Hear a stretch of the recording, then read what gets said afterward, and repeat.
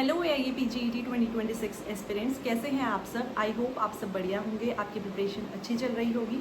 Last video में हमने 2024 AIAP GET के पेपर को डिस्कस किया था। अभी हम उसी का सेकंड पार्ट कंटिन्यू करेंगे। आगे 2024 के PYQs डिस्कस करेंगे, तो बने रहिए हमारे साथ। तो ये क्वेश्चन देखिए, सुश्रुत के अनुसार क्षेत्र ज्ञान अधिष्ठानम है। तो ये क्वेश्चन जो पूछा गया है, ये पूछा गया है सुश्रुत शारीर प्रथम अध्याय से। वहाँ पे क्षेत्र ज्ञान का अधिष्ठान अव्यक्त को बोला गया है। जो तीसरे नंबर का श्लोक आया है वहाँ पे अव्यक्त को क्षेत्र ज्ञान अधिष्ठान बोला गया है। वहाँ पे एक उपमा दी गई है, जैसे समुद्र जलीय वस्तुओं का आधार है, उसी प्रकार अव्यक्त सभी जीवों का आधार है। नेक्स्ट क्वेश्चन देखिए, मैच द फॉलोइंग है द्रव्य गुण से। यहाँ पे इंग्लिश नेम दिए हुए हैं और फैमिली दी हुई है।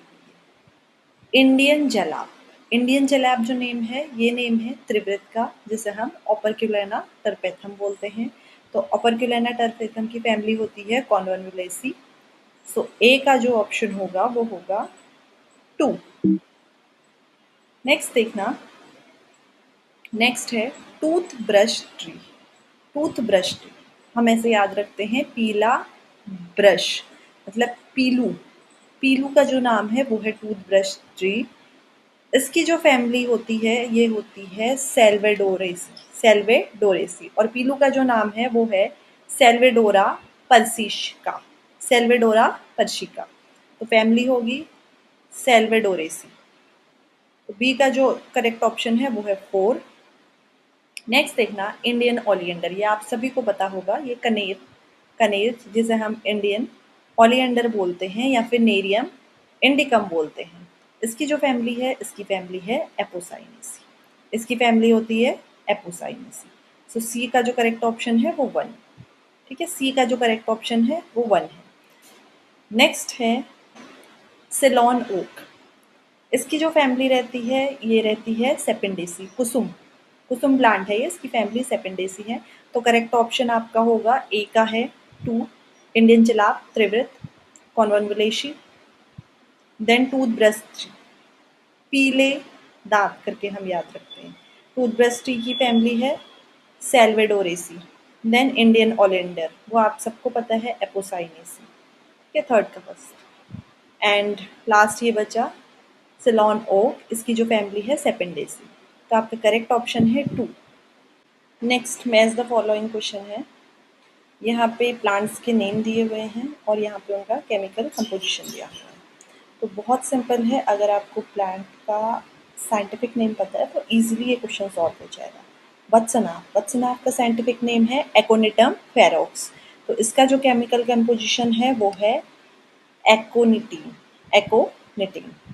Next is पीतकरवीर। पीतकरवीर का जो साइंटिफिक नेम है वो है थेवेटिया पेरुवियाना, थेवेटिया पेरुवियाना। तो इसका जो केमिकल कंपोजिशन है वो है थेवेटिन, थेवेटिन। तो हमारा ए का जो करेक्ट ऑप्शन है वो है 3। ओके, ए का करेक्ट ऑप्शन 3। बी का जो हमारा करेक्ट ऑप्शन है, बी का है करेक्ट ऑप्शन 1।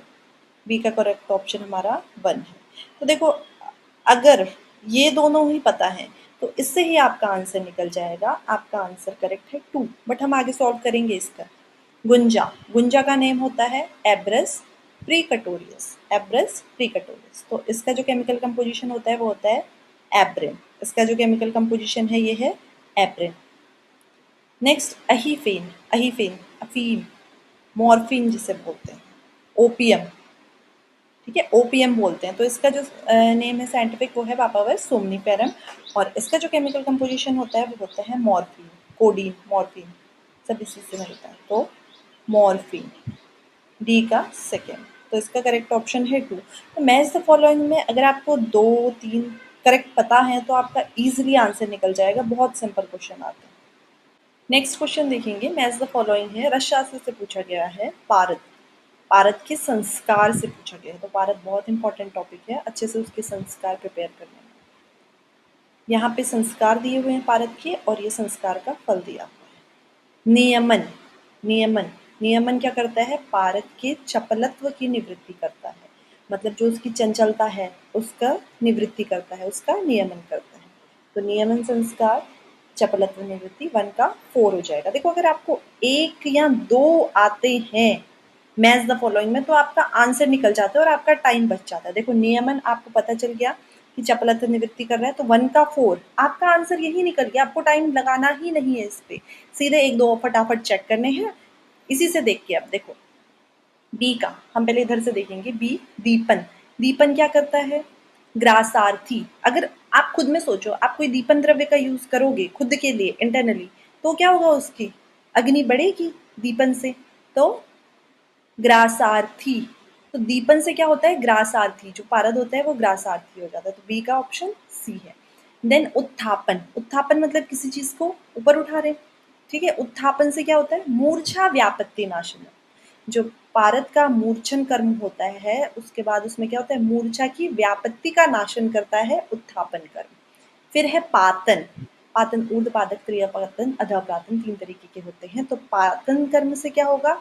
वंग आदि संपर्कज कंचुक अग्नम, तो जो वंग आदि कंचुक दोष है इनका नाश होता है पातन कर्म से, ठीक है। तो इसका जो करेक्ट ऑप्शन है वो है option 3, option 3। Thank you so much for watching. अगर आपको हमारा वीडियो पसंद आया तो वीडियो को लाइक, शेयर और चैनल को सब्सक्राइब ज़रूर कीजिए। और ऑल दी बेस्ट आपके अपकमिंग एग्जाम के लिए।